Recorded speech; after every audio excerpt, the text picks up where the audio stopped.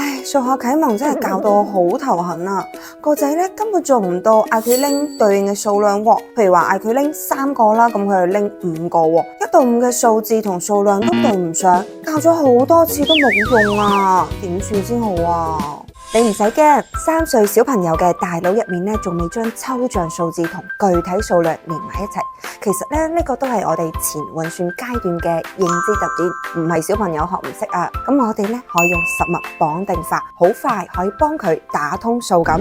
你睇下呢2隻鴨仔，先俾小朋友咧用手指點住第一隻講1，跟住再點第2隻講2，咁樣咧摸得到嘅鴨仔就同講出嚟嘅數字綁埋一齊啦。小朋友就會明白2唔係隨便咁嗌嘅，而係代表2隻鴨仔。